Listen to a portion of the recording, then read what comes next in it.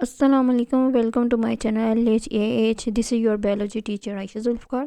Today student हमने reproduction in a plants का chapter 10 start किया था। 2026 का अप टू डेट सिलेबस है ये 9th क्लास की बायोलॉजी का, जिसमें हम चैप्टर 10 को ऑलरेडी डिस्कस कर चुके हैं। इसके हमने एमसीक्यूज़ को डिस्कस किया है। क्वेश्चन नंबर ए और बी दोनों पार्ट को हम डिस्कस कर चुके हैं। तो आज हम डिस्कस करेंगे that is a question number C, यानी कि write the answer in a detail. अब बेसिकली ये क्या है, ये लॉन्ग क्वेश्चन है। अब इन लॉन्ग क्वेश्चन को हम वन बाय वन डिस्कस करेंगे कि इन लॉन्ग क्वेश्चन में क्या पूछा गया है। सबसे पहले क्वेश्चन है first one, that is the explain the process of binary fission in a bacteria, यानी कि हमें क्या एक्सप्लेन करना है binary fission in a bacteria को।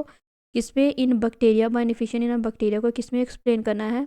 Binary fission in a bacteria को एक्सप्लेन करना है and describe how to lead to the formation to two daughter of bacteria, यानी कि बाइनिफिशियल बैक्टीरिया को डिस्क्राइब करना है कि ये कैसे एक सेल से दो सेल में कन्वर्ट हुआ था। तो ये हम ऑलरेडी डिटेल में डिस्कस कर चुके हैं। सबसे पहले आप अपनी बुक का पेज नंबर ओपन करें, डैट इज़ द 153। तो इसका आंसर है that is the binary fission. And binary fission का भी आंसर लेके और साथ में इसकी ये डायग्राम भी राइट डाउन करेंगे, और साथ में ये अब इस बाइनरी फिशन इन बैक्टीरिया भी साथ और साथ में ये वाला बाइनरी फिशन अमीबा, ये दोनों आप राइट डाउन करेंगे। तो ये था क्वेश्चन नंबर 1। नेक्स्ट चलते हैं क्वेश्चन नंबर 2 की तरफ। नेक्स्ट क्वेश्चन नंबर 2 है, डैट इज़ के इसमें पूछा गया है क्वेश्चन नंबर 2 में, what do you mean by vegetative propagation and differentiate among different plant structure modify vegetative propagation. तो ये बेसिकली इसमें आप वेजिटेटिव प्रोपागेशन के बारे में लिखेंगे और वेजिटेटिव प्रोपागेशन के डिफरेंट प्लांट्स के बारे में बताएंगे। तो ज़्यादा डिटेल में जाने की ज़रूरत नहीं है, बस वेजिटेटिव प्रोपागेशन के बारे में इंट्रोडक्शन देना, देन आपने उसके कोई से 3 पार्ट आपने डिस्कस करने हैं। आपको पता है एक बल्ब है, रनर कर लें, स्टोलन कर लें या राइजोम कर लें, कोई से 3-4 पार्ट आप कर सकते हैं इस वेजिटेटिव प्रोपागेशन में। और इसका पेज नंबर हम देख लेते हैं। तो जैसे कि आप स्क्रीन पे देख सकते हैं कि ये है basically vegetative propagation, page number 153। इसमें वेजिटेटिव प्रोपागेशन का इंट्रोडक्शन लिखेंगे, इसमें इजी सी डेफिनेशन लिखने हैं आप, और 2 टाइप्स को डिस्कस करना है, एक नेचुरल वेजिटेटिव प्रोपागेशन, एक आर्टिफिशियल वेजिटेटिव प्रोपागेशन, जो कि डिटेल में ऑलरेडी हम डिस्कस कर चुके हैं। और इसमें से 2 से 3 पार्ट आपने डिस्कस कर देना है। First one is a stem. Stem में स्टोलन है, राइजोम है, ट्यूबर है, और नेक्स्ट है डैट इज़ द बल्ब है, क्रोम है, और नेक्स्ट है शक्कर। अब स्टोलन और शक्कर में शक्कर का बेसिकली आप सिर्फ इंट्रोडक्शन ही देंगे, नेक्स्ट मॉडिफाइड लीव में इंट्रोडक्शन देंगे। तो बस 3 से इन तीनों का थोड़ा थोड़ा आपने डिस्कस करना है, डिटेल में जाने की ज़रूरत नहीं है। नेक्स्ट क्वेश्चन को देख लेते हैं। नेक्स्ट क्वेश्चन है question number 3, that is the describe the way, यानी कि डिस्क्राइब करना है the way which human can grow the new plant by use the vegetative part of the parent plant. तो इसमें इसके आपने सिर्फ पार्ट लिखना है, कटिंग का और ग्राफ्टिंग का, यानी कि ह्यूमन ऐसे कौन सा हिस्सा है जिसके थ्रू जो ह्यूमन है न्यू प्लांट जनरेट कर सकते हैं वेजिटेटिव पार्ट को यूज़ करके। तो आपने सिर्फ एक लेना है, आप रूट्स ले सकते हैं या स्टेम लिख सकते हैं, और कटिंग और ग्राफ्टिंग के बारे में राइट डाउन करना है। पेज नंबर आपको 157 में मिल जाएगा, कटिंग और ग्राफ्टिंग। ओके, 157 में यहाँ पे मेंशन कर देती हूँ 157। अगर आपको वो बुक से नहीं करना तो मैंने जो आपको साथ साथ लेक्चर में साथ नोट राइट डाउन करवाया था वो कर सकते हैं। ओके, नेक्स्ट है क्वेश्चन नंबर 4 को हम देख लेते हैं। इसमें क्या है, define the sporophyte and gametophyte. ये स्पोरोफाइट और गमीटोफाइट का मैंने डिफरेंस भी ऑलरेडी इसी चैनल पे अपलोड कर चुकी हूँ।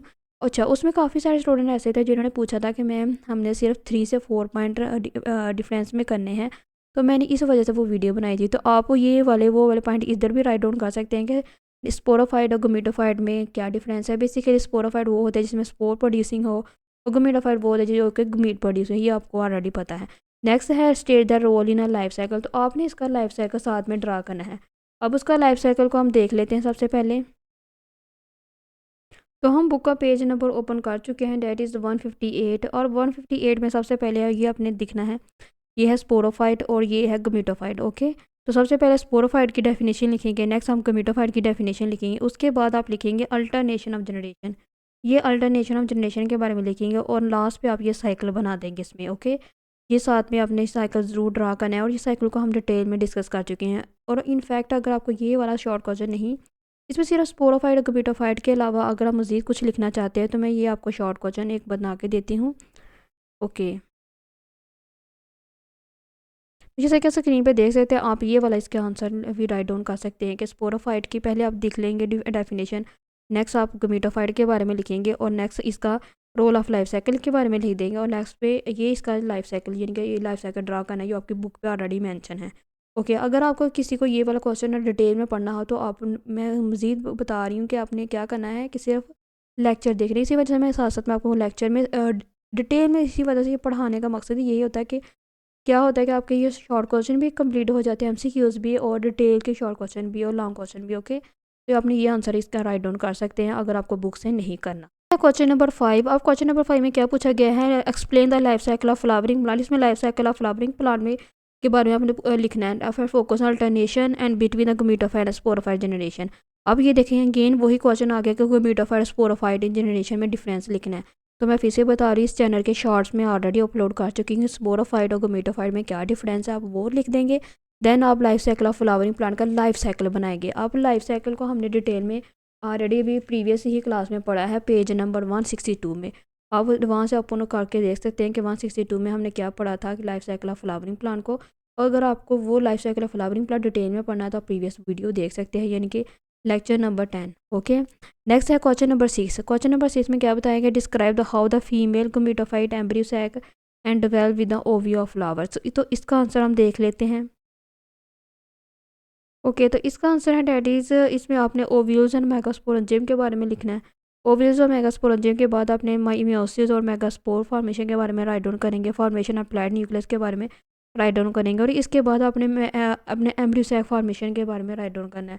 आपने अगेन पेज नंबर 162 पे चले जाना, वहाँ पे ये सारी चीज़ें ऑलरेडी मेंशन है और ऊपर साथ में आपने ये life cycle of flowering plant की डायग्राम ज़रूर मेंशन करनी है। ओके, अब नेक्स्ट है क्वेश्चन नंबर डी है और डी में क्या पूछा गया है, ये है inquisitive question. Inquisitive question basically वो होते हैं जिनमें क्यूरियस हो, यानी कि क्यूरियस के तौर पर, यानी कि पूछा गया हो कि आखिर इस चीज़ में ऐसा है तो ऐसा क्यों है और कैसे है, ये होते हैं बेसिकली क्यूरियस वाले क्वेश्चन। ओके, फर्स्ट है जिसमें कि why are the spore, why consider adaptation और several in harsh condition in.